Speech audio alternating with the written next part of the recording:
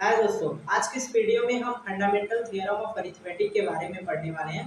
Fundamental theorem of arithmetic आपका real number chapter का third topic है और ये आपका रियल नंबर चैप्टर का थर्ड पार्ट है, जहां पर हम फंडामेंटल थ्योरम ऑफ अरिथमेटिक के बारे में पढ़ने वाले हैं। मेनली अगर हम इस वीडियो में बात करें तो हम फंडामेंटल थ्योरम ऑफ अरिथमेटिक के कॉन्सेप्ट को अच्छे तरीके से क्लियर करेंगे। उसके बाद कॉन्सेप्ट को समझने के बाद इस पर्टिकुलर टॉपिक्स पे जो वेरियस टाइप्स के क्वेश्चन पूछे जाते हैं, जो इंपॉर्टेंट क्वेश्चन होते हैं, हम उन क्वेश्चन को सॉल्व करेंगे। अगर हम फंडामेंटल थ्योरम ऑफ अरिथमेटिक के कॉन्सेप्ट की बात करें तो इसका क्या मतलब होता है, किस तरीके से हम फंडामेंटल थ्योरम ऑफ अरिथमेटिक को समझ सकते हैं। अगर हम फंडामेंटल थ्योरम ऑफ अरिथमेटिक की बात करें तो सबसे पहले हम ये समझते हैं इस पर्टिकुलर टॉपिक के इनसाइड जो भी पर्टिकुलर हम रिलेशन पढ़ने वाले हैं फंडामेंटल थ्योरम ऑफ अरिथमेटिक्स में, वो सारे आपके रिलेशंस होंगे फैक्टर से रिलेटेड करेंगे। ठीक है, फैक्टर से रिलेटेड करेंगे। फैक्टर फैक्टर का तो मतलब समझ में आता होगा, किसी भी नंबर का हम फैक्टर कैसे फाइंड आउट करते हैं। ठीक है, तो इस पर्टिकुलर टॉपिक्स में हम जितने भी रिलेशंस पढ़ेंगे, सारे के सारे जो आपके रिलेशंस होंगे वो फैक्टर से रिलेटेड होंगे फंडामेंटल थ्योरम ऑफ अरिथमेटिक्स पे। तो किसी भी नंबर का जो फैक्टर होता है आपको फाइंड आउट करने आता होगा, बेसिक चीज है। अगर मैं बात करूं, अगर हमने एग्जांपल के तौर पे अगर हमने 6 ले लिया, ठीक है, तो अगर हम 6 के फैक्टर को फाइंड आउट करें, 6 का क्या फैक्टर होगा, तो फैक्टर का मतलब हो गया ये 6 किस किस नंबर से डिविजिबल होगा। ये 6 आपका 1 से डिविजिबल होगा, 2 से डिविजिबल होगा, 3 से डिविजिबल होगा एंड देन आपका 6 से डिविजिबल होगा। तो ये जो पर्टिकुलर आपके नंबर हुए 1 2 3 एंड देन 6, इस पर्टिकुलर नंबर से 6 डिविजिबल होगा, तो ये आपके क्या होंगे, फैक्टर होंगे। ये आपके क्या होंगे, फैक्टर हुए। अब इसी में एक पर्टिकुलर और आपका टर्म्स आ जाता है प्राइम फैक्टर। अभी तो हमने फैक्टर के बारे में समझा कि किसी भी नंबर के फैक्टर का मतलब ये हो गया कि वो पर्टिकुलर नंबर जिस जिस नंबर से डिविजिबल होगा, उस नंबर का जिस नंबर से डिविजिबल होगा वो नंबर क्या होगा, उस पर्टिकुलर नंबर का फैक्टर होगा। अभी तक हमने ये समझा पर्टिकुलर फैक्टर्स में। अब अगर हम प्राइम फैक्टर की बात करें, इसी में आपका आता है prime factor. Prime factor prime factor का क्या मतलब होता है, एक तो हमने फैक्टर्स पढ़ा, दूसरा हमारा आ गया प्राइम फैक्टर। तो प्राइम फैक्टर का मतलब ये हो गया, अब किसी भी नंबर, आप कोई भी नंबर ले लो, उस नंबर्स में आप पर्टिकुलर कोई आप ऐसे नंबर्स मान लो, उस नंबर का पर्टिकुलर दो तीन नंबर मान लो, दो तीन नंबर का जब आप प्रोडक्ट करो तो जो आपने नंबर लिया होगा उस नंबर के इक्वल है, तो वो क्या होगा, आपका प्राइम फैक्टर। अगर हम एग्जांपल से समझे, अगर हम 6 ले लें, ठीक है, 6 का प्राइम फैक्टर क्या होगा, तो यहाँ पर 6 का प्राइम फैक्टराइजेशन मेथड से फाइंड आउट करेंगे। प्राइम फैक्टराइजेशन मेथड आपको आता होगा, जो एक बेसिक चीज है, क्लास 6 7 में पढ़ाया जाता है। ठीक है, तो ये 6 का प्राइम फैक्टर क्या होगा, पर्टिकुलर 2 into 3। ठीक है, अगर आप इन दोनों नंबर का प्रोडक्ट करोगे 2 into 3 आपको 6 मिलेगा, इधर भी 6 मिलेगा। तो ये जो आपके नंबर हुए, ये जिस पर्टिकुलर ऑर्डर में लिखा गया, इसे प्राइम फैक्टर्स बोला जाता है और ये होता है आपका फैक्टर। तो फैक्टर और प्राइम फैक्टर के बीच का जो डिफरेंस है वो आपको समझ में आ रहा होगा कि फैक्टर का क्या मतलब होगा, किसी भी नंबर का फैक्टर का मतलब हो गया वो जो आपका नंबर है पर्टिकुलर किस किस नंबर से डिविजिबल है।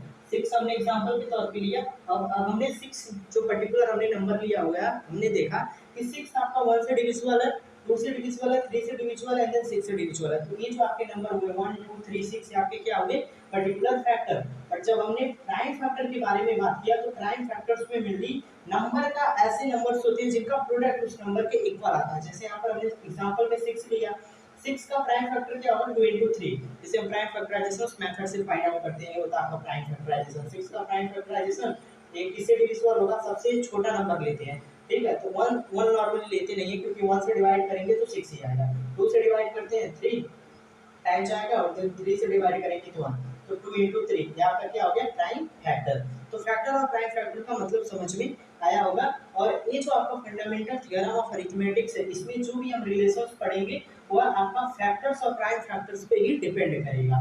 ठीक है, तो फंडामेंटल थ्योरम ऑफ अरिथमेटिक के बारे में समझने से पहले हम दो नंबर के बारे में हमें पढ़ना पड़ेगा। अगर वो दो नंबर हम समझ जाएंगे तो ये जो आपका फंडामेंटल थ्योरम ऑफ अरिथमेटिक है, इसे समझना या फिर इसके बारे में पढ़ना थोड़ा इजी हो जाएगा। तो दो नंबर कौन कौन से हैं, तो एक तो आपका प्राइम नंबर है, दूसरा आपका कंपोजिट नंबर है। ठीक है, प्राइम नंबर जो आपका पहला है प्राइम नंबर, प्राइम नंबर, दूसरा आपका है कंपोजिट नंबर। ये आपका प्राइम नंबर हो गया और एक आपका कंपोजिट नंबर, कंपोजिट नंबर। अगर हम प्राइम नंबर की बात करें तो प्राइम नंबर का क्या मतलब होता है और कंपोजिट नंबर का क्या मतलब होता है। तो प्राइम नंबर ऐसे नंबर्स होते हैं जो 1 से डिविजिबल होते हैं और खुद से डिविजिबल होते हैं। ऐसे नंबर जो 1 से डिविजिबल हो और खुद से डिविजिबल हो, ऐसे नंबर को प्राइम नंबर बोला जाता है। और कंपोजिट नंबर ऐसे नंबर्स होते हैं जो 1 से भी डिविजिबल होते हैं, खुद से भी डिविजिबल होते हैं और किसी दूसरी नंबर से भी डिविजिबल होते हैं। वो आगे क्या होते हैं? Composite number. अब अगर हम एग्जांपल के तौर पे समझे प्राइम नंबर में, अगर हम एग्जांपल लें, मेनली प्राइम नंबर आपका होता क्या है? 2 हो गया आपका, 3, 5, 7, 9 नहीं होता, 11 होता है, 86। ये जो आपके नंबर्स होते हैं प्राइम नंबर्स होते हैं। अगर मैं इन नंबर की बात करूँ तो ये जो आपके नंबर्स होते हैं 1 से डिविजिबल होंगे या फिर खुद से डिविजिबल होंगे। 2 की मैं बात करूँ तो ये 1 से डिविजिबल होगा, इसका जो 2 का जो फैक्टर होगा 1 2 होगा, 3 का फैक्टर 1 3, 5 का फैक्टर 1 5, 7 का फैक्टर 1 7, 11 का फैक्टर 1 और 11। यहाँ पर एक कॉमन चीज हम क्या देख रहे हैं प्राइम नंबर में? प्राइम नंबर जितने भी हमने एग्जांपल में लिए हुए हैं सारे नंबर में जो फैक्टर आ रहा है 1 आ रहा है या फिर वह नंबर खुद आ रहा है। तो प्राइम नंबर ऐसे नंबर होते हैं जो 1 से डिविजिबल हो, 1 से डिवाइड हो और खुद से डिवाइड हो, तो ऐसे नंबर को क्या बोलते हैं? Prime number. यहाँ पर आपका एग्जांपल है 2 3 5 7 11, ये आपके प्राइम नंबर है और ये ऐसे नंबर है जो 1 से डिविजिबल होंगे या फिर खुद से डिविजिबल होंगे। अब अगर हम कंपोजिट नंबर की बात करें तो कंपोजिट नंबर जैसा मैंने बताया एक ऐसे नंबर्स होते हैं जो 1 से भी डिविजिबल होते हैं, खुद से भी डिविजिबल होते हैं, किसी दूसरे नंबर से भी डिविजिबल होते हैं। तो ऐसे नंबर को क्या बोलते हैं? Composite number. या फिर आप इस तरीके से भी इसे समझ सकते हो कि नेचुरल नंबर में जितने प्राइम नंबर होते हैं, प्राइम नंबर को छोड़ के बाकी जितने नंबर बचते हैं आपके क्या होंगे? Composite number. अब यहाँ पर 2 ले लिया आपने, 3 ले लिया, 4 नहीं लिया है, 4 4 आपका प्राइम नंबर नहीं होगा क्योंकि 4 1 से भी डिविजिबल होगा, खुद से भी डिविजिबल होगा और दूसरा नंबर 2 से भी डिविजिबल होगा, तो आपका क्या होगा? Composite number.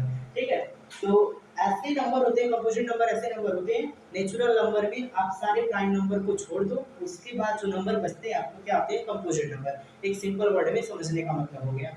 ठीक है, वैसे कंपोजिट नंबर ऐसे नंबर होते हैं जो 1 से डिविजिबल हो, खुद से भी डिविजिबल हो और किसी दूसरे नंबर से भी डिविजिबल होते हैं। अब यहाँ पर हम एग्जांपल ले लेते हैं। एग्जांपल, अगर हम एग्जांपल ले लें पर्टिकुलर 4 6 8 9 12 86, ये जो आपके नंबर है ये क्या आपकी कंपोजिट नंबर है। हम कैसे बोल सकते हैं कंपोजिट नंबर है? क्योंकि अगर आप कोई भी यहाँ से जो हमने एग्जांपल में लिया हुआ है, अगर आप यहाँ से कोई भी एक नंबर लें और उसका फैक्टर फाइंड आउट करेंगे तो उसके फैक्टर में आपको एक चीज कॉमन देखने को मिलेगी, वह जो नंबर होगा 1 से भी डिविजिबल होगा, खुद से भी डिविजिबल होगा एंड उस कोई दूसरे नंबर से भी डिविजिबल होते हुए दिखेगा। मतलब पहले का ये होगा कि यहाँ पर जो फैक्टर होंगे वह 2 से अधिक होंगे और प्राइम नंबर में जो आपके फैक्टर होंगे एग्जैक्टली 2 फैक्टर होंगे, या तो वह नंबर 1 से डिविजिबल होगा या फिर खुद से डिविजिबल होगा। तो प्राइम नंबर में एग्जैक्टली कितने फैक्टर होते हैं? 2। और कंपोजिट नंबर में कितने होते हैं? More than 2, more than 2, more than 2। तो यहाँ से 2 से अधिक फैक्टर होते हैं। अगर मैं 4 की बात करूँ, ठीक है, 4 का क्या फैक्टर होगा? तो 4 का फैक्टर होगा 1 2 4। ठीक है, 4 जो होगा आपका एक पर्टिकुलर 4 या 1 से भी डिविजिबल होगा, जो 4 होगा या 1 से भी डिविजिबल होगा, 2 से भी डिविजिबल होगा एंड देन 4 से भी डिविजिबल होगा। तो यहाँ पर हमने देख रहे हैं कि 4 3 नंबर से डिविजिबल हो रहा है, 1 से भी डिविजिबल हो रहा है, खुद से भी डिविजिबल हो रहा है 4 और एक दूसरा नंबर है 2 से भी डिविजिबल हो रहा है। तो ऐसे नंबर को मेनली कंपोजिट नंबर बोला जाता है और सिंपल वर्ड में ऐसे नंबर जिनके पास 2 से अधिक फैक्टर हो। ठीक है, ऐसा नंबर जिसके पास 2 से अधिक फैक्टर उसे कंपोजिट नंबर, और ऐसा नंबर जिसके पास एग्जैक्टली 2 फैक्टर होते हैं उन्हें प्राइम नंबर बोलते हैं। तो मेनली ये प्राइम नंबर और कंपोजिट नंबर का मतलब हो गया कि प्राइम नंबर क्या होता है और कंपोजिट नंबर क्या होता है। नेचुरल नंबर में प्राइम नंबर ऐसे नंबर होते हैं जिनके पास एग्जैक्टली 2 फैक्टर होते हैं, कंपोजिट नंबर ऐसे नंबर्स होते हैं जिनके पास एग्जैक्टली 3 फैक्टर होते हैं या फिर 3 4 5 फैक्टर होते हैं, मोर देन 2 फैक्टर होते हैं कंपोजिट नंबर में। अब यहाँ से तो इसका मतलब तो हमें समझ में आ गया। अब यहाँ से हम इनके फैक्टर के बारे में समझते हैं और देखते हैं क्या डिफरेंस होता है प्राइम नंबर और कंपोजिट नंबर के फैक्टर्स में। ठीक है, क्या हम देखेंगे फैक्टर के बारे में, इनके समझेंगे। और फैक्टर अभी हमने पढ़ा कि फैक्टर पर्टिकुलर प्राइम फैक्टर्स भी होता है। फैक्टर में एक आपका एक तो एक फैक्टर हो गया पर्टिकुलर और एक आपका इसमें प्राइम फैक्टर होता है, तो दोनों केसेस में हम पढ़ेंगे। तो अगर हम प्राइम नंबर की बात करें, सबसे पहले हम फैक्टर के केस में पढ़ें। प्राइम नंबर में कोई भी आप प्राइम नंबर ले लो, उसमें एग्जैक्टली 2 फैक्टर पाए जाएंगे, 2 फैक्टर। ठीक है, कोई भी आप प्राइम नंबर ले लो उसमें एग्जैक्टली कितने 2 फैक्टर पाए जाएंगे। आप चाहे क्यों? क्योंकि प्राइम नंबर ऐसे नंबर होते हैं जो 1 से डिविजिबल होते हैं या फिर खुद से डिविजिबल होते हैं, तो कोई भी प्राइम नंबर उसमें एग्जैक्टली 2 ही फैक्टर पाए जाएंगे। अगर आप कोई भी कंपोजिट नंबर ले लो तो उसमें 2 से अधिक फैक्टर पाए जाएंगे। एक मतलब अगर आप 4 कंपोजिट नंबर ले लो, 6 कंपोजिट नंबर ले लो, तो 1 से डिविजिबल है, 2 से डिविजिबल है, 3 से डिविजिबल है एंड देन 6 से डिविजिबल है।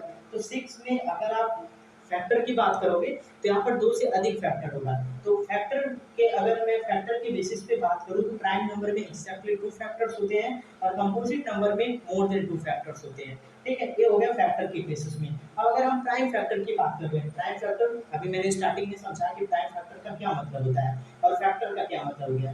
तो फैक्टर के केसेस में हम प्राइम नंबर और कंपोजिट नंबर को समझ चुके। अब हम प्राइम फैक्टर के केसेस में पढ़ते हैं prime factor. Prime factor, prime factor के केस में दोनों के बीच में क्या डिफरेंस होता है। अगर आप कोई भी प्राइम नंबर ले लो, ठीक है, उस प्राइम नंबर को अगर आप प्राइम फैक्टराइजेशन मेथड से उसका फैक्टर निकालो और प्राइम फैक्टर के रूप में उसे रिप्रेजेंट करो, तो प्राइम फैक्टर जो होगा किसी भी प्राइम नंबर का, उसमें सिर्फ आपके दो ही प्राइम फैक्टर होंगे। आप कोई भी ले लो, आप 5 ले लो तो 5 जो होगा पर्टिकुलर आपका 1 इंटू 5, ठीक है। 1 को नॉर्मली लिया नहीं जाता है, लेकिन मैं प्राइम नंबर को समझाने के लिए यहाँ पर 1 को ले रहा हूँ, 1 इंटू 5। कोई भी आप प्राइम नंबर ले लो, वहाँ पर जो प्राइम फैक्टर या फिर फैक्टर वो आपके एक्जैक्टली 2 ही होंगे।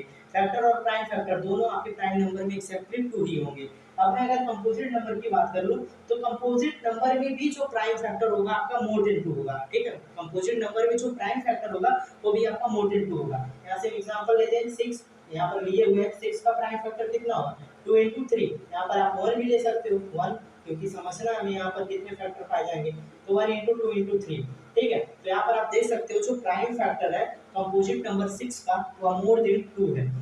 आप चाहे आप फैक्टर की बात कर लो या फिर प्राइम फैक्टर की बात कर लो, प्राइम नंबर या फिर कंपोजिट नंबर में, प्राइम नंबर में एक्जैक्टली 2 फैक्टर या फिर प्राइम फैक्टर पाए जाते हैं। कंपोजिट नंबर्स में मोर देन 2 फैक्टर्स पाए जाते हैं, मोर देन 2 प्राइम फैक्टर्स पाए जाते हैं। अब जो आपका फंडामेंटल थ्योरम ऑफ अरिथमेटिक्स है वो मेनली कंपोजिट नंबर के ऊपर बेसिस है, क्योंकि प्राइम नंबर्स में जो प्राइम फैक्टर या फिर जो फैक्टर हो आपका यूनिक होगा, एक्जैक्टली 2 ही होंगे। लेकिन कंपोजिट नंबर में जो फैक्टर या फिर प्राइम फैक्टर होगा आपका वह 3 भी हो सकता है, 4 भी हो सकता है, 5, 6, 7 ऐसे, क्योंकि मोर देन 2 का मतलब दो दो के बाद चाहे जितने हो सकते हैं, ठीक है। तो यहाँ से फंडामेंटल थ्योरम ऑफ अरिथमेटिक्स को मेनली बनाया गया कंपोजिट नंबर के लिए। According to fundamental theorem of arithmetics होता क्या है उसे हम समझते हैं। फंडामेंटल थ्योरम ऑफ अरिथमेटिक के अकॉर्डिंग होता है जो प्राइम फैक्टर होता है, prime factor of each number is unique, ठीक है। ये आपका जो हो गया पर्टिकुलर, ये होता है फंडामेंटल थ्योरम ऑफ अरिथमेटिक्स का मतलब। फंडामेंटल थ्योरम ऑफ अरिथमेटिक के अकॉर्डिंग होता क्या है, prime factor of each number is unique, चाहे आपका प्राइम नंबर हो या फिर कंपोजिट नंबर हो, उसका जो प्राइम फैक्टर होगा आपका यूनिक होगा। ऐसा नहीं होगा कि यहाँ पर कंपोजिट नंबर में जो प्राइम फैक्टर हो रहा है आपका 3 हो रहा है तो आप उसे 2 कर दो, नहीं। अगर कंपोजिट नंबर 6 में प्राइम फैक्टर 1 इंटू 2 इंटू 3 है तो वो प्राइम फैक्टर आपका यूनिक होगा और वही आपका प्राइम फैक्टर जो होगा पर्टिकुलर 6 का होगा। तो फंडामेंटल थ्योरम ऑफ अरिथमेटिक्स के अकॉर्डिंग क्या होता है, प्राइम फैक्टराइजेशन या फिर prime factor of each number is unique, चाहे प्राइम नंबर की बात कर लो या फिर कोई भी कंपोजिट नंबर लो, उसका जो प्राइम फैक्टर होगा आपका यूनिक होगा। तो ये particular fundamental theorem of arithmetics का मतलब हुआ, ठीक है। तो मेनली अगर हम फंडामेंटल थ्योरम ऑफ अरिथमेटिक्स की बात करें तो इसका यूज मेनली क्वेश्चन को प्रूव करने के लिए किया जाता है। जो प्रूविंग क्वेश्चन होते हैं वहां पर इसका यूज किया जाता है और बहुत ही इजी, मतलब कॉन्सेप्ट भी इजी है कि prime factor of each number is unique, मतलब चाहे आपका प्राइम नंबर हो या फिर कंपोजिट नंबर हो, जो प्राइम फैक्टर होगा यूनिक। यूनिक कहने का मतलब ये हो गया कि अगर 6 का प्राइम फैक्टर 1 इंटू 2 इंटू 3 है तो ये इसका प्राइम फैक्टर होगा 6 का। ऐसा नहीं होगा कि 6 का प्राइम फैक्टर आपका 1 इंटू 2 इंटू 4 इंटू 3 होगा, ऐसा नहीं। ये आपका यूनिक है तो यही होगा, हर टाइम प्राइम फैक्टर आपको यही लेके चलना है और यही होता भी है, एक्चुअल में यही होता है, ठीक है। तो इस पे जो क्वेश्चन होते हैं नॉर्मली इंपॉर्टेंट क्वेश्चन होते हैं लेकिन इजी भी होते हैं, ठीक है। उन सारे क्वेश्चन को अभी हम सॉल्व करेंगे। सबसे पहले हम कॉन्सेप्ट समझ लेते हैं। तो फंडामेंटल थ्योरम ऑफ अरिथमेटिक का जो कॉन्सेप्ट है हमें अच्छे तरीके से समझ में आ गया, फिर हमने इसके बारे में अच्छे तरीके से पढ़ा। अब यहाँ पर एक और बेसिक रिजल्ट होता है, फंडामेंटल थ्योरम ऑफ अरिथमेटिक्स के अलावा भी एक और बेसिक रिजल्ट होता है जिसका यूज करके क्वेश्चन सॉल्व करते हैं। और वो जो आपका रिजल्ट होता है, बेसिक रिजल्ट, वह एचसीएफ और एलसीएम पे डिपेंड करता है, ठीक है। एचसीएफ और एलसीएम में डिपेंड करता है। तो उस बेसिक रिजल्ट के बारे में पढ़ते हैं। और जो बेसिक रिजल्ट होता है आपका एचसीएफ एंड एलसीएम पे डिपेंड करता है। ये जो एचसीएफ और एलसीएम होता है, ये किसी भी पर्टिकुलर दो नंबर के लिए होता है, ठीक है।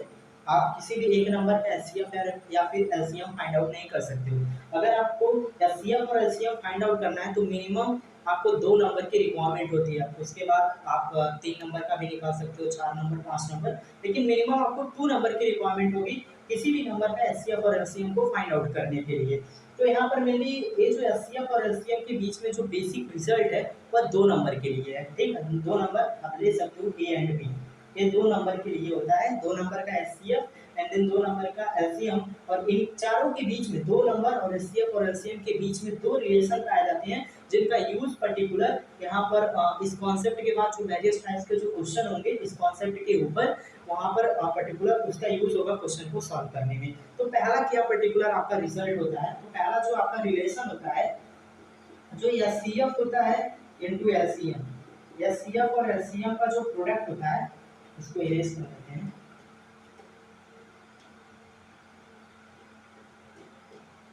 ठीक है, एचसीएफ और एलसीएम का जो प्रोडक्ट होता है, प्रोडक्ट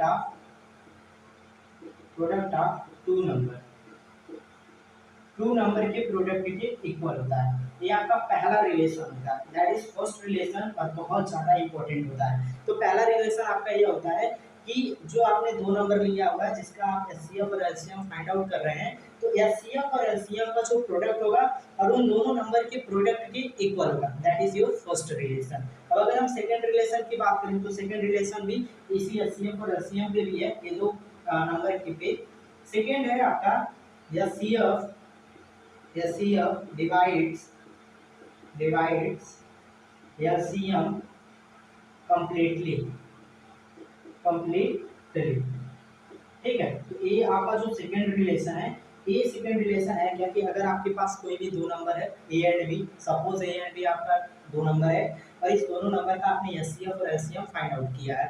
अब जो आपका एचसीएफ होगा और जो आपका एलसीएम है, तो एचसीएफ जो होगा पर्टिकुलर उस दोनों नंबर का, और उस दोनों नंबर का जो एलसीएम होगा वह एचसीएफ उस एलसीएम को कंप्लीटली डिवाइड करेगा, ठीक है। पहले सेकंड का यूज क्या होता है कि अगर आपको कहीं पर भी बोला गया कि दो नंबर का आप एलसीएम निकालो और एचसीएफ निकालो, तो अगर आपका एचसीएफ एलसीएम को कंप्लीटली डिवाइड करता है, इसका मतलब आपका जो आंसर है, जो एचसीएफ और एलसीएम आपने फाइंड आउट किया आपका करेक्ट है। अगर एचसीएफ एलसीएम को कंप्लीटली डिवाइड नहीं करता तो आपका आंसर रॉन्ग है, क्योंकि अगर ये पर्टिकुलर जो आपका सेकंड रिलेशन होता है किसी भी दो नंबर पे ये अप्लाई होता है, किसी भी दो नंबर का जो एचसीएफ होता है और उसका जो एलसीएम होता है, तो एचसीएफ जो होता है आपका उसके एलसीएम को कंप्लीटली डिवाइड करता है।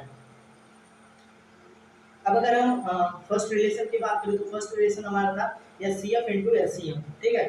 तो दो नंबर का जो आपका पर्टिकुलर एचसीएफ और एलसीएम होगा उनका प्रोडक्ट है, और जो पर्टिकुलर दो गिवन नंबर होंगे उन दोनों नंबर का प्रोडक्ट उसके इक्वल होगा। तो ये particular fundamental theorem of arithmetic का पूरा कॉन्सेप्ट रहा।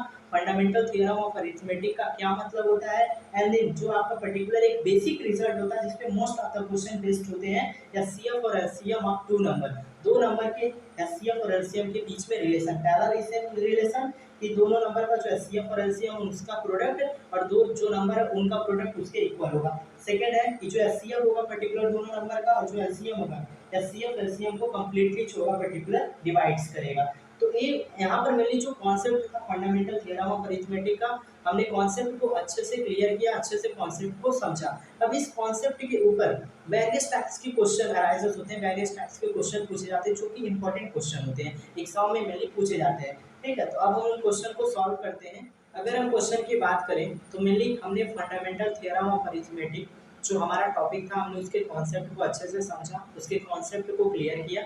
अब उस पर्टिकुलर टॉपिक के ऊपर जो वेरियस टाइप्स के क्वेश्चन पूछे जाते हैं, हम उन सारे क्वेश्चन को एक एक करके सॉल्व करेंगे जो इंपॉर्टेंट क्वेश्चन होते हैं, ठीक है। तो मेनली हमारा फर्स्ट क्वेश्चन है, और ये क्वेश्चन हमारा है particular the HCF of two number is 160 and their LCM is 1740. If one number is 580, find other number, ठीक है। ये पर्टिकुलर हमारा क्वेश्चन है, बहुत इजी क्वेश्चन है। तो क्योंकि यहाँ पर हमें करना क्या है, पर्टिकुलर हमें दो नंबर का एचसीएफ दिया हुआ है, ठीक है। दो नंबर का एचसीएफ कितना है 116, और उस दो नंबर का जो एलसीएम है 1740, और हमें एक नंबर भी दिया हुआ है, ठीक है। 580 580 एक नंबर है, हमें दूसरे नंबर को फाइंड आउट करना है। हमने एलसीएम और एचसीएफ में एक रिलेशन पढ़ा हुआ था कि दो नंबर का जो एचसीएफ या फिर जो एलसीएम होता है, एचसीएफ और एलसीएम दोनों का जो प्रोडक्ट होता है वह दो नंबर के प्रोडक्ट के इक्वल होता है। उसी रिलेशन का यूज करना है और इस क्वेश्चन को सॉल्व करना है। तो मेनली इस क्वेश्चन को सॉल्व करते हैं। तो इसका जो आपका सोल्यूशन है, सोल्यूशन, तो यहाँ पर हमें अदर नंबर को फाइंड आउट करना है। तो हम अदर नंबर को मान लेते हैं, let other number, other number हमारा कितना है x। अगर हम अदर नंबर को x मान लें तो यहाँ पर हमें गिवन क्या है, ठीक है, यहाँ पर गिवन क्या है, अगर आप क्वेश्चन में देखोगे तो यहाँ पर हमें एचसीएफ गिवन है, दो नंबर का एचसीएफ है जो आपका 116 है और उसी दो नंबर का जो एलसीएम है वो आपका 1740 है। यहाँ से हमें एचसीएफ दिया गया है, एचसीएफ कितना है 116 है और एलसीएम कितना है दो नंबर का 1740।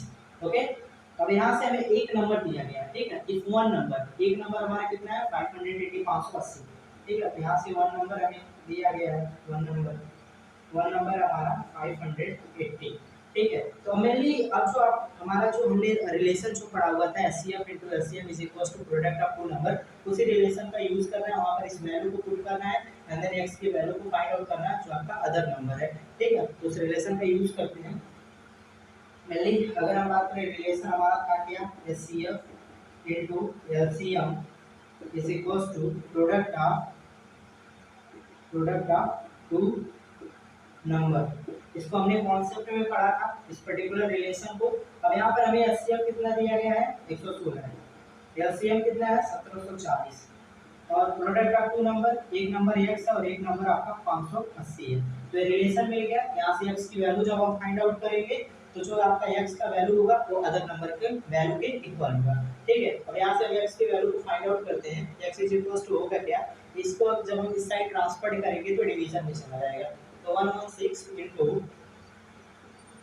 1740 अपॉन 580, तो 116 into 1740 अपॉन 580। अब इसको जब हम डिवीजन करेंगे तो x की वैल्यू हमें मिल जाएगी और यही x जो होगा आपका दूसरा नंबर होगा। तो यहाँ से 0 से 0 कैंसिल और ये आपका जो होगा पर्टिकुलर 8 3, हाँ ये 3 टाइम्स आपका जो होगा डिविजिबल हो जाएगा। ये जो पर्टिकुलर है आपका 174 को 58 से 3 टाइम्स में डिविजिबल हो जाएगा और जब इसका हम पर्टिकुलर मल्टीप्लिकेशन करेंगे 116 into 3 का तो 360 18 1 4 एंड देन 3, तो जो x की वैल्यू होगी आपकी 348। तो यहाँ पर जो आपका दूसरा नंबर होगा वो आपका 348 होगा, 348। तो मेरी इस क्वेश्चन में हमने किया क्या, हमें इस क्वेश्चन में एचसीएफ भी दिया गया था, दो नंबर का एलसीएम भी दिया गया था और एक नंबर भी दिया गया था, हमें दूसरे नंबर को फाइंड आउट करना था। पहले हमने दूसरे नंबर को x माना और जो चीजें हमें दी गई थी जैसे एचसीएफ में दिया गया था एलसीएम और वन नंबर, हमने उसके डाटा को लिखा एंड जो रिलेशन हमने कॉन्सेप्ट में पढ़ा था उस रिलेशन में हम इस वैल्यू को प्लेस किए और यहाँ से जो दूसरा नंबर था जो अदर नंबर था हमने उसके वैल्यू को फाइंड आउट कर दिया। तो यहाँ पर इसका जो आंसर होगा पर्टिकुलर आपका आंसर जो होगा 348। तो मैंने इस क्वेश्चन को हमने अच्छे से सॉल्व किया और आपको समझ में भी आया होगा कि कैसे क्वेश्चन सॉल्व हुआ है। अब अगर हम नेक्स्ट क्वेश्चन की बात करें, तो जो नेक्स्ट क्वेश्चन है हमारा क्वेश्चन नंबर सेकंड है हमारा, HCF of two number A and B is 5 and their LCM is 200, find the product AB। बहुत इजी क्वेश्चन है। इसके पहले वाले जो हमने क्वेश्चन किया था क्वेश्चन नंबर फर्स्ट, उसी पर्टिकुलर रिजल्ट उसी रिलेशन का यूज करके हम इस क्वेश्चन को भी सॉल्व करेंगे, ठीक है। यहाँ पर मैंने अगर हम क्वेश्चन नंबर सेकंड में बात करें तो हमें दिया क्या गया है, हमें हमसे बोला गया है कि दो नंबर हमारे पास A एंड B और ये दोनों नंबर का जो एचसीएफ है वो कितना आपका 5 और इनका जो एलसीएम है कितना है 200, ठीक है। तो हमें क्या फाइंड आउट करना है, फाइंड द प्रोडक्ट AB का प्रोडक्ट का मतलब हो गया तो जो दो नंबर है उनका प्रोडक्ट हमें फाइंड आउट करना है। और हमने रिलेशन में पढ़ा था कि एचसीएफ और एलसीएम का जो प्रोडक्ट होता है उस दोनों नंबर के प्रोडक्ट के इक्वल होता है। तो उसी रिलेशन का यूज करना और इस क्वेश्चन को सॉल्व करना है। तो मैंने इस क्वेश्चन को हम सॉल्व करते हैं। तो इसका जो आपका सोल्यूशन होगा, सोल्यूशन यहाँ पर हमें दिया गया है HCF of two number, HCF कितना है 5, ओके, और उसका एलसीएम कितना है पर्टिकुलर आपका 200 और आपके पास जो दो नंबर है वो क्या है A एंड B, ठीक है। आपके पास जो दो नंबर है वो क्या है A एंड B। हमें फाइंड आउट क्या करना है, प्रोडक्ट ऑफ AB का जो प्रोडक्ट है उसे फाइंड आउट करना है। यहाँ पर हमने रिलेशन पढ़ा था कि HCF into LCM is equals to product of two number. LCM कितना है 5 इंटू एलसीएम कितना है 200 is equals to product of two number A into B. Product of two number, दो नंबर आपके क्या है ए एंड बी, तो ए into B लिखेंगे ना, तो यहाँ से आपका जो होगा particular A B is equals to 5 two जा 10 तो 1000। तो यहाँ से आपका जो आंसर होगा ए बी का जो प्रोडक्ट होगा आपका 1000 होगा, ये आपका आंसर हो गया। ठीक है, बहुत इजी क्वेश्चन था यार। HCF of two number A and B 5 दिया गया था, उसका एलसीएम दिया था, ए बी का प्रोडक्ट मतलब इन दोनों का प्रोडक्ट एडजस्ट करना था। एचसीएफ और एलसीएम का प्रोडक्ट तो ए बी के प्रोडक्ट के इक्वल आ जाता, तो 200 गुणे 5 1000 पर्टिकुलर इसका आंसर हो गया। तो ए बी का जो आंसर हो गया आपका 1000। तो ये था हमारा सेकंड क्वेश्चन, बहुत इजी क्वेश्चन था। अब अगर हम नेक्स्ट क्वेश्चन की बात करें, तो जो नेक्स्ट क्वेश्चन हमारा question number third, particular question number हमारा थर्ड क्या है, तो क्वेश्चन नंबर थर्ड है हमारा the LCM of two number is 9 times their HCF, the sum of LCM and HCF is 500, find their HCF. तो question number third हमारा ये है पर्टिकुलर, और क्वेश्चन नंबर थर्ड हमें क्या रहा है, मतलब इसका मतलब क्या हुआ जो क्वेश्चन नंबर थर्ड है।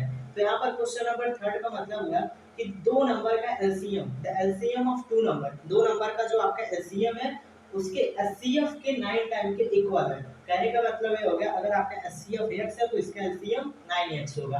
और यहाँ पर आपको दिया गया है the sum of LCM and HCF, LCM और जो एचसीएफ है उसका सम कितना है 500। हमें फाइंड आउट क्या करना है उसके एचसीएफ को, तो आराम से इसे फाइंड आउट कर लेंगे। पर्टिकुलर यहाँ से ये जो आपका दिया है the sum of LCM and HCF is 500, इस पर्टिकुलर रिलेशन का यूज करेंगे और यहाँ से एचसीएफ को फाइंड आउट करेंगे। तो इसे सॉल्व करते हैं। अगर हम इसके सॉल्यूशन की बात करें, सॉल्यूशन, तो यहाँ पर पर्टिकुलर जो आपका एलसीएम है तो एचसीएफ के 9 टाइम्स के, तो यहाँ पर हम एचसीएफ को ले लेते हैं। Let HCF of two number is equal to x। अगर हम एचसीएफ x ले लें तो देयर एलसीएम, तो इसका एलसीएम क्या कितना होगा अकॉर्डिंग टू क्वेश्चन, जो एलसीएम है दोनों नंबर का वो 9 टाइम्स है, 9 टाइम देयर एचसीएफ। अगर आपने एचसीएफ x ले लिया तो इसका जो एलसीएम होगा वो होगा कितना 9x।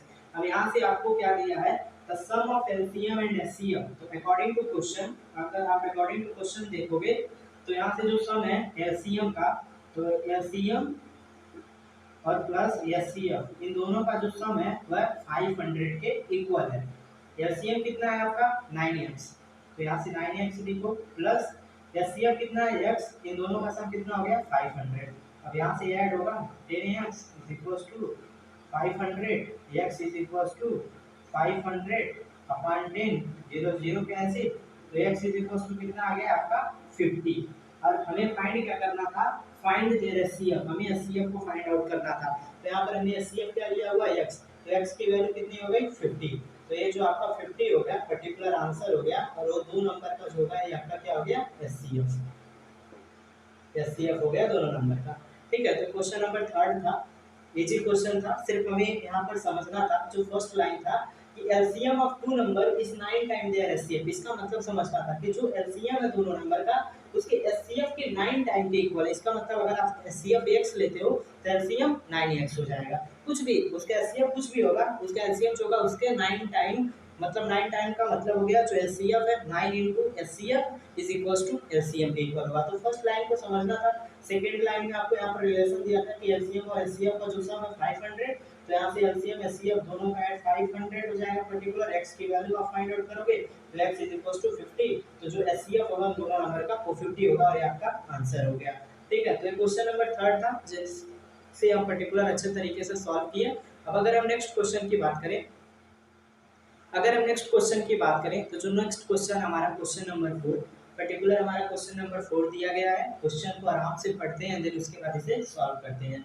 तो क्वेश्चन नंबर 4 क्या हमारा, क्वेश्चन नंबर 4 है two positive integer a and b can be written as a is equal to xp cube yp square and b is equal to xyp cube where x and y are prime number, find HCF a and b and LCM a and b। ठीक है। तो question number 4 में mainly हमें क्या गया है, दिया हमें यह गया है कि हमारे पास दो पॉजिटिव इंटीजर है ए एंड बी, और इन दोनों पॉजिटिव इंटीजर को इस तरीके से लिखा गया है, ठीक है। आपका ए इस तरीके से लिखा गया और बी आपका इस तरीके से लिखा गया है। तो a is equal to X पे क्यूब वाई पे square and b is equal to X Y पे क्यूब। और यहाँ पर कहा क्या जा रहा है, जो आपके x एंड y है आर प्राइम नंबर। इसका क्या मतलब हो गया, x एंड y अगर आपके प्राइम नंबर है तो a आपका जो है a X cube Y square इसका प्राइम, a का प्राइम फैक्टर हो गया। ये जो आपका है a का प्राइम फैक्टर और एक्स वाई क्यूब आपका क्या है, b का प्राइम फैक्टर है, ठीक है। तो ये तो पता हो गया कि a का प्राइम फैक्टर ये हो गया, b का प्राइम फैक्टर ये हो गया, और हमें निकालना क्या है, फाइंड एचसीएफ एंड एलसीएम। दोनों नंबर का एचसीएफ निकालना है और एलसीएम निकालना है। यहाँ बहुत इजी है इसे, क्योंकि यहाँ से जब आपको x and y prime number दे दिया है तो यहाँ से आपको यहाँ पता चल गया कि ये जो है a का प्राइम फैक्टर, ये आपका क्या है b का प्राइम फैक्टर। तो यहाँ से हम एचसीएफ और एलसीएम को बहुत ही इजीली निकाल सकते हैं, ठीक है। तो निकालेंगे कैसे, सबसे पहले अगर हम एचसीएफ की बात कर लें, इन दोनों नंबर का जो एचसीएफ होगा, ठीक है, आप उन दोनों नंबर में आप कॉमन फैक्टर देखो, एक्स क्यूब वाई स्क्वायर और एक्स वाई क्यूब में हम कॉमन फैक्टर देखेंगे लोवेस्ट टर्म, ठीक है।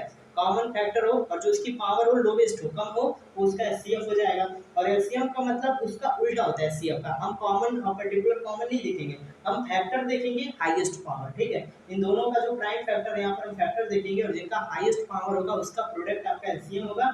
और common factor with lowest power, इन दोनों में जो आपका कॉमन फैक्टर होगा लोवेस्ट पावर, उसका प्रोडक्ट आपका एचसीएफ होगा। इसे हम सॉल्व करके देखते हैं, ठीक है। तो इसका जो सोल्यूशन है, सोल्यूशन,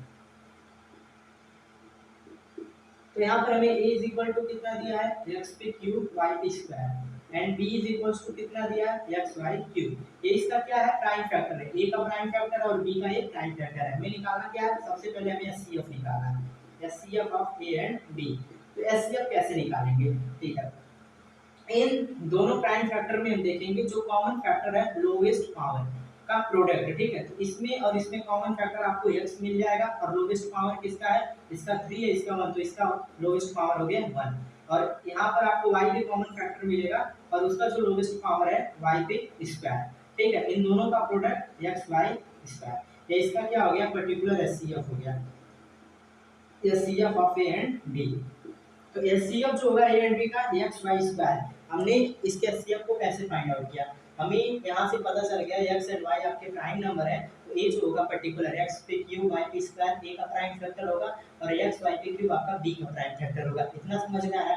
एचसीएफ का मतलब होता है कि कॉमन फैक्टर, ठीक है, common factor with lowest power, उनका जो प्रोडक्ट होता है, इन दोनों में जो कॉमन फैक्टर होगा उसका लोवेस्ट पावर और उसका प्रोडक्ट जो होता है एचसीएफ। तो सबसे पहले हमने x देखा, तो दोनों में x कॉमन है और लोवेस्ट पावर कितना है, यहाँ पर x पे 3 और 1, तो x पे पर्टिकुलर 1 आपका लोवेस्ट पावर है। यहाँ पर y भी आपका कॉमन फैक्टर है और यहाँ पर हमने देखा कि y पे स्क्वायर एंड देन y पे क्यूब जो है, तो y पे जो आपका स्क्वायर है वो आपका लोवेस्ट पर्टिकुलर पावर है। तो इन दोनों का जो प्रोडक्ट हो गया आपका एचसीएफ होगा। आप इसे एक अलग तरीके से भी समझ सकते हो, आप a इज इक्वल टू क्या लिख सकते हो, x into Y into Y, ठीक है। और b इज इक्वल टू क्या लिख सकते हो, x into Y into Y. अब इन दोनों में जो कॉमन जो फैक्टर आपका कॉमन होगा वो एचसीएफ होगा। तो यहाँ से आपका x कॉमन हो जाएगा और यहाँ से पर्टिकुलर आपका x यहाँ से कॉमन होगा नहीं, बाकी एक y और एक 2y और एक x। तो इसका जो एचसीएफ होगा a एंड b का, एक x है एंड देन यहाँ से 2y है इंटू y, तो यहाँ से होगा क्या, एक्स वाई स्क्वायर, ठीक है। तो इसका एचसीएफ हो गया और यहाँ पर भी वही आया। तो ये मतलब मैं डायरेक्ट आपको समझा रहा था कि कैसे आप एचसीएफ डायरेक्ट निकाल सकते हो, ठीक है। प्राइम फैक्टर दिया गया, प्राइम फैक्टर में आप देखो दोनों में common factor with lowest power, उनका प्रोडक्ट आपका एचसीएफ हो जाएगा और आप इस तरीके से भी समझ सकते हो। तो इन दोनों का जो एचसीएफ होगा ए एंड बी का एक्स वाई स्क्वायर। अब इसके एलसीएम को फाइंड आउट करते हैं। तो इसका जो एलसीएम होगा ना जस्ट अपोजिट होगा, HCF of A and B जो होगा एचसीएफ के अपोजिट होगा।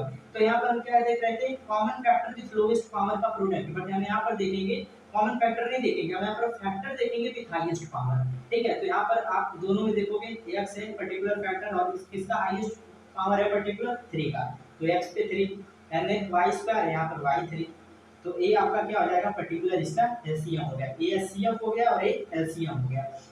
एलसीएम को भी हम दूसरे तरीके से समझ सकते हैं, एलसीएम को कैसे समझ सकते हैं, यहाँ पर आप देखो एलसीएम को हम इस तरीके से समझ सकते हैं, इन दोनों के बीच में x आपका कॉमन आ गया, ठीक है। तो यहाँ से आप x रख लो, और यहाँ से भी आपका x है, यहाँ पर भी x है, तो x into x 3 time y by 2 bar common आएगा 2y और इंटू एक बार y बच रहा है, ठीक है।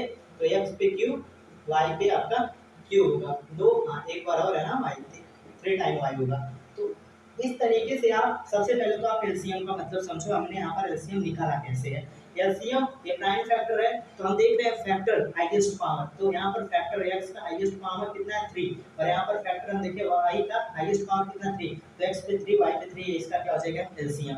और हम कॉमन फैक्टर देख रहे थे लोवेस्ट पावर, तो x एंड y पे स्क्वायर, इसका एचसीएफ हो जाएगा। एलसीएम ये जो मैं तरीका बता रहा हूँ इससे भी आप आराम से निकाल सकते हो। कैसे निकालोगे, देखो a इक्वल टू आप क्या लिख सकते हो, x को 3 टाइम लिख सकते हो, x इंटू एक्स, और y को 2 टाइम लिख सकते हो, ठीक है। और b इक्वल टू क्या लिख सकते हो, x एंड y को 3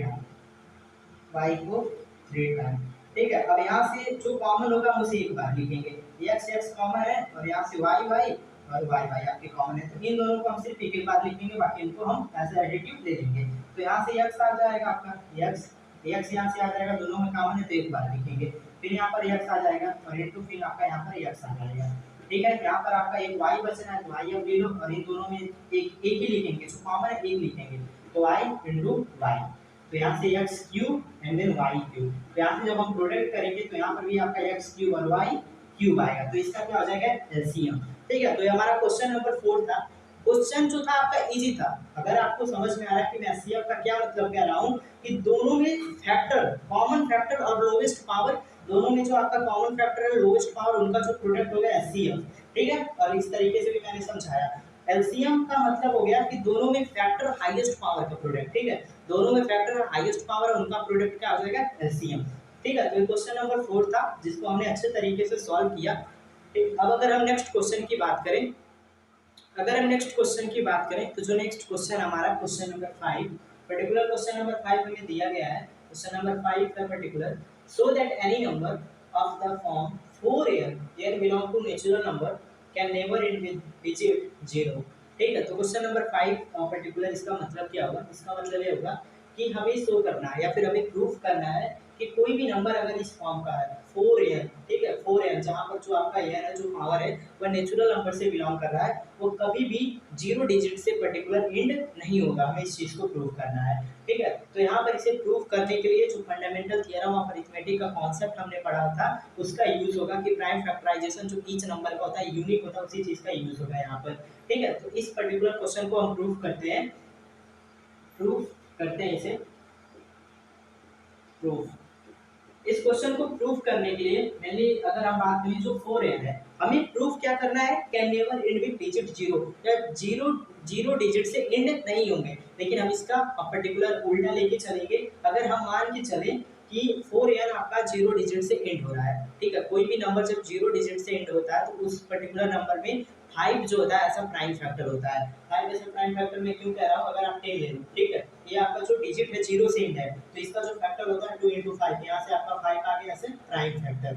एक कॉमन चीज है, अगर कोई भी नंबर 0 से डिजिट हो रहा है, ठीक है, कोई भी नंबर 0 डिजिट से एंड हो रहा है, तो उसमें 5 जो होगा मस्ट है कि 5 उसमें आपका प्राइम फैक्टर होगा। अगर 5 प्राइम फैक्टर नहीं होगा तो आपका नंबर 0 से एंड नहीं होगा, ठीक है। तो 0 डिजिट से अगर कोई भी नंबर एंड हो रहा है तो वहां पर आपका क्या होगा, इट मस्ट हैव 5 ऐसा प्राइम फैक्टर, उसका क्या होगा 5 आपका प्राइम फैक्टर होगा। इसे प्रूव करने के लिए अगर हम बात करें इफ या फिर अगर हम बात करें पर्टिकुलर इफ 4n, अगर हम मान लें कि 4n can and with digit 0, अगर ये 0 डिजिट से एंड कर रहा है then it must have 5 as factor, ठीक है। अगर हम मान लें कि पर्टिकुलर जो आपका ये है 4n अगर आपका 0 डिजिट से एंड कर रहा है, तो यहाँ पर 4n 0 डिजिट से एंड कर रहा है, तो कोई भी नंबर जब 0 डिजिट से एंड करता है तो वहाँ पर 5 जो होता है उसे प्राइम फैक्टर के रूप में मौजूद रहता है। तो अगर 4n can and with digit 0, तो वहाँ पर 5 क्या हो गया, ऐसे आपका फैक्टर हो गया, प्राइम फैक्टर के रूप में होगा, पर्टिकुलर 4n का जो होगा 5 आपका क्या होगा फैक्टर होगा। अब अगर हम बात करें 4n की, ठीक है, यहाँ पर अगर हम बात करें here 4n को हम क्या लिख सकते हैं, 2 के पावर 2 पे n, ठीक है, ये पर्टिकुलर तो हम लिख ही सकते हैं 2 पे पावर 2n। अब यहाँ से अब यानी कि हम कोई भी वैल्यू प्लेस करेंगे, ठीक है, यानी कि कोई भी वैल्यू प्लेस करेंगे तो जो हमें पर्टिकुलर फैक्टर मिलेगा, फैक्टर जो हमें मिलेगा 2 इज ओनली, ठीक है। तो इसका जो हमें फैक्टर मिलेगा 4n का, जब हम यहाँ पर n की कोई भी वैल्यू प्लेस करेंगे, अगर n की जगह पे हम 2 रखते हैं तो 2 पे पावर 4, इसका मतलब क्या हो जाएगा 2 into 2 into 2 into 2, कोई भी नंबर आप रखो तो जो आपका आएगा फैक्टर 2 के ही केस में आएगा, मतलब 2 जो है is only prime factor of 4n। तो यहाँ से क्या हो गया 2 is only prime factor of 4n, ठीक है। तो यहाँ से हमने पर्टिकुलर इसे समराइज किया, शॉर्ट फॉर्म में लिखा, तो 2 पे पावर 2n आया, यानी कि कोई भी वैल्यू प्लेस करेंगे तो यहाँ पर जो आएगा 2 के ही टर्म में मल्टीपल आएगा, तो मतलब क्या हो गया कि 4n का जो है आपका 2 इज ओनली प्राइम फैक्टर। अब यहाँ से हमने क्या पढ़ा था, according to fundamental theorem of arithmetic, fundamental fundamental theorem theorem of arithmetic, तो फंडामेंटल थ्योरम ऑफ अरिथमेटिक के अकॉर्डिंग हमने पढ़ा क्या था, जो प्राइम फैक्टराइजेशन होता है ईच नंबर का, प्राइम फैक्टराइजेशन या फिर prime factor of each number is unique, ठीक है। तो फंडामेंटल थ्योरम ऑफ अरिथमेटिक के अकॉर्डिंग हमने पढ़ा था कि जो प्राइम फैक्टर होता है इस नंबर को यूनिक होता है। अगर 4n का 2 ओनली प्राइम फैक्टर है, ठीक है, 4n का अगर 2 ओनली प्राइम फैक्टर है तो ये यूनिक होगा। तो यहाँ से अगर हम बात करें तो जो 5 होगा is not factor of 4n, तो 5 जो होगा आपका 4n का फैक्टर नहीं होगा, जिसकी वजह से जो 4n होगा आपका 4n can never and with digit 0। तो अगर 4n की बात करें, 5 आपका पर्टिकुलर फैक्टर नहीं होगा, 5 is not a factor of 4n, 4n कभी भी 0 डिजिट से एंड नहीं करेगा।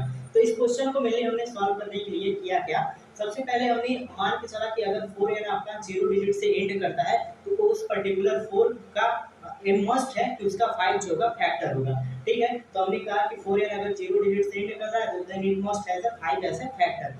4n का क्या होगा 5 आपका फैक्टर होगा, तभी आपका 4n होगा 0 डिजिट से एंड करेगा। तो यहाँ पर हमने 4n को समराइज फॉर्म में लिखा 2 के पावर 2n। अब n की चाहे कोई भी वैल्यू आप ले लो तो वह 2 के मल्टीपल में आएगा, तो इसका मतलब क्या हो गया 2 is only prime factor of 4n। 4n का सिर्फ और सिर्फ 2 ओनली प्राइम फैक्टर है, और हमने फंडामेंटल थ्योरम ऑफ अरिथमेटिक के अकॉर्डिंग पढ़ा था कि जो प्राइम फैक्टर होता है इस नंबर का वह यूनिक होता है, ठीक है। चाहे प्राइम नंबर हो फिर कंपोजिट नंबर हो, चाहे जैसा नंबर हो, उसका जो प्राइम फैक्टर होगा वह यूनिक होगा।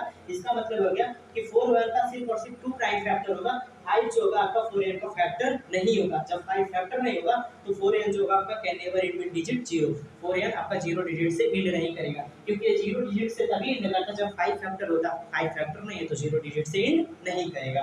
तो हमारा 5th क्वेश्चन था जिसे हमने अच्छे तरीके से सॉल्व किया और समझा, ठीक है। अब अगर हम नेक्स्ट क्वेश्चन की बात करें तो अगर हम नेक्स्ट क्वेश्चन की बात करें तो जो नेक्स्ट क्वेश्चन हमारा क्वेश्चन नंबर 6, अगर हम क्वेश्चन नंबर 6 की बात करें तो अभी हमने जो क्वेश्चन नंबर 5th सॉल्व किया है सेम वही क्वेश्चन है, बट वहां पर हमने 4n को हमें सॉल्व करना था और यहाँ पर हमें 6n को शो करना है कि can never end with digit 0। 6n जो आपका है वो कभी भी 0 डिजिट से एंड नहीं करना है, हमें इसे शो करना है। तो सेम जैसे हमने क्वेश्चन नंबर 5th को शो किया है सेम उसी तरीके से इसे भी शो करेंगे, ठीक है। तो पर्टिकुलर हम इसे भी सॉल्व करते हैं। अगर हम क्वेश्चन नंबर 6 की बात करें तो इसे हम प्रूव करते हैं, ठीक है। तो यहाँ पर हमें कहा गया है so that any number of the form 6n belong to natural number can never end with digit 0। तो 6n आपका अगर तभी 0 से बिलोंग करेगा जब उसका क्या होगा 5 ऐसा प्राइम फैक्टर होगा। तो इफ हम मान के चलते हैं कि 6n कैन एंड्स विद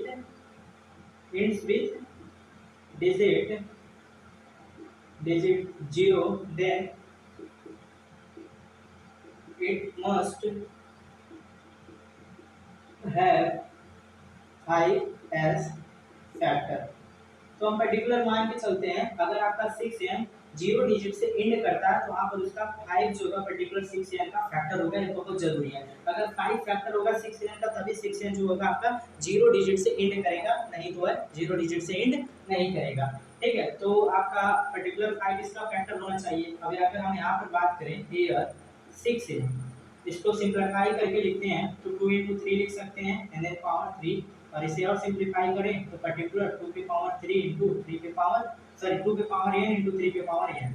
अब इसका क्या मतलब हो गया, 6n इज इक्वल टू आपका a मिला। अब n की अगर आप कोई भी वैल्यू प्लेस करोगे, n की वैल्यू आप यहाँ पर प्लेस करो या फिर यहाँ पर प्लेस करो, तो जो आपको मल्टीपल मिलेगा, अगर आप यहाँ पर प्लेस करते हो 2 के पावर n में, तो यहाँ पर 2 के टर्म में मल्टीपल मिलेगा, 2 इंटू 2 के टर्म में जितने टाइम्स प्लेस करोगे। और अगर आप 3 के पर्टिकुलर पावर पे 3n पे कोई भी वैल्यू लेते हो n की 1 2 3, क्योंकि n आपका क्या है, नेचुरल नंबर से बिलोंग कर रहा है, तो आपको नेचुरल नंबर ही लेना है। तो यहाँ से आपका क्या होगा, 3 का मल्टीपल हो गया, जितने टाइम आप ले लो हर इनका मल्टीपल। तो इसका मतलब यहाँ क्या होगा कि 2 एंड 3 जो होगा ओनली प्राइम फैक्टर होगा आपका 6n का। ठीक है, ये चीज मैंने समझाने के लिए आपको बोला है कि आप n की कोई भी वैल्यू लो, यहाँ पर जो पर्टिकुलर होगा आपका 6n 2 इंटू 3 के मल्टीपल में आएगा। ठीक है, तो यहाँ से हमें यही समझ में आता है कि 2 एंड 3 जो होंगे ओनली प्राइम फैक्टर होगा आपका 6n। ठीक है, सो 2 and 3 only prime factor of 6n। तो 2 and 3 only prime factor of 6n, यहाँ से हमें आया। और हमने क्या पढ़ा था, according to fundamental theorem of arithmetic, fundamental theorem of arithmetic के अकॉर्डिंग हमने क्या पढ़ा था, prime factor of each number is unique.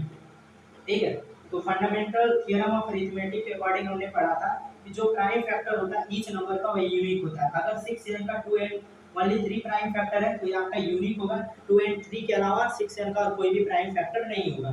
ठीक है, तो यहाँ से जो पर्टिकुलर आपका 5 होगा is not factor of 6n, तो 5 जो होगा 6n का फैक्टर नहीं होगा। सो 6n can never ends with digit 0। तो ये पर्टिकुलर आपका क्या होगा, आंसर हो गया। तो इस क्वेश्चन को हमने सॉल्व कैसे किया, मेनली हमने इस क्वेश्चन में जो हमें प्रूव करना था 6n को हमें प्रूव करना था can never end with digit 0, 6n कभी भी 0 डिजिट से एंड नहीं होगा। तो हमने इस क्वेश्चन में मान लिया कि अगर आपका 6n 0 डिजिट से एंड होता है तो वहां पर एक कॉमन प्रॉपर्टी पाई जाती है, जब कोई भी नंबर 0 डिजिट से एंड करता है तो उस नंबर में 5 का होता है आपका ऐसा फैक्टर होता है। अगर 6n 0 डिजिट से एंड कर रहा है तो 6n का पर्टिकुलर 5 जो होगा फैक्टर होगा। ठीक है, अगर 6n का 5 आपका फैक्टर है तो यहाँ से हमने 6n को सिंपलीफाई करके लिखा 2 into 3 पे पावर n, यहाँ से 2n into 3n। इसका मतलब ये हो गया आप n की कोई भी वैल्यू लो जो 6n इज इक्वल टू आएगा 2 into 3 के मल्टीपल पे आएगा, 2 into 3 के मल्टीपल में आएगा। इसका मतलब ये हो गया 2 and 3 जो है only prime factor of 6n। ठीक है, 2 and 3 जो है 6n का ओनली प्राइम फैक्टर है। और हमने फंडामेंटल थ्योरम ऑफ अरिथमेटिक के अकॉर्डिंग पढ़ा है कि जो प्राइम फैक्टर होता है इस नंबर को यूनिक होता है। अगर 6n का 2 and 3 प्राइम फैक्टर है तो उसके अलावा कुछ भी प्राइम फैक्टर नहीं होगा, ये प्राइम फैक्टर इसके यूनिक है। तो 5 क्या होगा, आपका प्राइम फैक्टर नहीं होगा 6n का, और जब 5 प्राइम फैक्टर नहीं होगा 6n का तो 6n can never end with digit 0। ठीक है, तो ये पर्टिकुलर क्वेश्चन हमारा क्वेश्चन नंबर 6 था। और जो हमारा क्वेश्चन नंबर 5 था, दोनों क्वेश्चन सेम है, दोनों क्वेश्चन को सॉल्व करने का जो तरीका सेम है। तो हमने क्वेश्चन नंबर 6 को भी अच्छे से सॉल्व किया, अच्छे से इसे देखा, अच्छे से समझा। अब हम नेक्स्ट क्वेश्चन को देखते हैं। अगर हम नेक्स्ट क्वेश्चन की बात करें तो जो हमारा नेक्स्ट क्वेश्चन है क्वेश्चन नंबर 7। तो क्वेश्चन नंबर 7 पर्टिकुलर हमारा दिया गया है, find the largest number which divides 245 and 1037 leaving remainder 5 in each case. ठीक है, तो हमारा क्वेश्चन नंबर 7 है पर्टिकुलर कि हमें लार्जेस्ट नंबर को फाइंड करना है। फाइंड लार्जेस्ट नंबर, हमें लार्जेस्ट नंबर को फाइंड करना है, वह लार्जेस्ट नंबर इन दोनों नंबर को डिवाइड करे और 5 रिमाइंडर, दोनों के केस में क्या है 5 रिमाइंडर आपका बच रहा है। तो जब आपको इस तरीके के वर्ड प्रॉब्लम के क्वेश्चन देखें तो मेनली आप देखोगे कि इसमें एक चीज कॉमन होती है, आपको बोलेगा find the largest number, highest number या फिर स्मॉलेस्ट नंबर, लीस्ट नंबर। तो यहीं से हमें पता करना होता है कि हमें उसका एचसीएफ निकालना है फिर एलसीएम निकालना है। अगर क्वेश्चन में इस तरीके के क्वेश्चन में लार्जेस्ट दिया है, हाईएस्ट दिया है, तो इसका मतलब हमें उसका एचसीएफ निकालना है। और अगर आपका स्मॉलेस्ट दिया होता फाइंड द स्मॉलेस्ट नंबर या फिर लीस्ट दिया होता फाइंड द लीस्ट नंबर, तो यहाँ से हम उसका एलसीएम निकालते। बट यहाँ पर हमें क्या दिया, फाइंड द लार्जेस्ट नंबर, हमें लार्जेस्ट नंबर निकालना है, तो मतलब इन दोनों का एचसीएफ और पर्टिकुलर वो जो एचसीएफ होगा इन दोनों नंबर को डिवाइड करेगा और 5 जो होगा इस केस में रिमाइंडर होगा। ठीक है, तो मेनली हम कैसे उस लार्जेस्ट नंबर को फाइंड करेंगे। अगर यहाँ पर हम बात करें, हमें लार्जेस्ट नंबर को फाइंड आउट करना है जो इन दोनों नंबर को डिवाइड कर रहा है और 5 रिमाइंडर बच रहा है दोनों के केस में।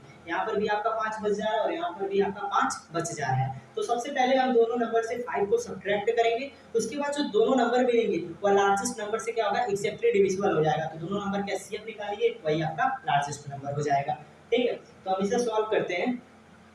अगर हम इसके सोल्यूशन की बात करें, सोल्यूशन तो मेनली हमें करना क्या है, सबसे पहले जो पर्टिकुलर यहाँ पर दिख रहा है कि 245, ठीक है, ये नंबर है, रिमाइंडर कितना बच रहा है 5, तो यहाँ से हम 5 को सब्सट्रैक्ट करेंगे, हमें कितना मिलेगा 240, एंड सेकेंड केसेस में 1037 माइनस 5, तो यहाँ से कितना बचेगा 1032। अब ये जो आपका दोनों नंबर है, ये दोनों नंबर उस पर्टिकुलर लार्जेस्ट नंबर से क्या है, एक्जैक्टली डिविजिबल है। ठीक है, पहले तो 5 रिमाइंडर बच रहा था, लेकिन जब आप 5 इन दोनों नंबर से सब्सट्रैक्ट कर दोगे तो जो नंबर आपका मिलेगा वह लार्जेस्ट नंबर से एक्जैक्टली डिविजिबल है। ठीक है, ये नंबर क्या है, डिविजिबल है और यहाँ पर कोई रिमाइंडर नहीं बचेगा। तो इन दोनों नंबर का जो एचसीएफ होगा वो पर्टिकुलर आपका लार्जेस्ट नंबर होगा, रिक्वायर्ड लार्जेस्ट नंबर। तो इन दोनों नंबर का एचसीएफ हम निकालते हैं, तो लिखेंगे क्या, particular required largest number is equal to SCF of 240 and 1032, इन दोनों का SCF। अब इसके SCF को हम फाइंड आउट करते हैं। तो SCF हम कैसे फाइंड आउट करेंगे इन दोनों का, डिवीजन मेथड से। 1032, एक मिनट इस साइड करते हैं, 1032 240 कितने टाइम जाएगा, पर्टिकुलर 4 टाइम,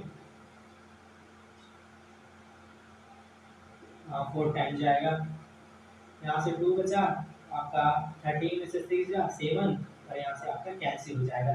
अब मैंने हम करेंगे क्या, 72 को 240 को, ठीक है, 240 को 72 से हम डिवाइड करेंगे। तो ठीक है, तो 72 पर्टिकुलर 240 को हम 72 से डिवाइड करेंगे, कितने टाइम जाएगा, 3 टाइम, या से 3 टाइम गया। यहाँ से कितना बचा 4, यहाँ से आपका कितना बचा पर्टिकुलर 2 और ये आपका डिविजिबल हो जाएगा। अब हम 72 को 24 से डिवाइड करेंगे, 72 को इस साइड लिखो, 24 को बाहर, अभी पर्टिकुलर 3 टाइम जाएगा, 12 एंड देन 72। ठीक है, तो यहाँ से जो पर्टिकुलर आपका लास्ट जो डिवाइजर होगा, जो लास्ट डिवाइजर होगा क्या होगा, एचसीएफ। तो इन दोनों का जो एचसीएफ होगा, HCF 240 and 1032 is equal to 24। तो ये जो आपका 24 होगा ये आंसर हो गया, और ये 24 आपका रिक्वायर्ड लार्जेस्ट नंबर हो गया। तो हमने रिक्वायर्ड जो लार्जेस्ट नंबर हमें निकाला था, हमने कैसे निकाला, सबसे पहले जो रिमाइंडर बच रहा है हमने नंबर से सब्सट्रैक्ट किया,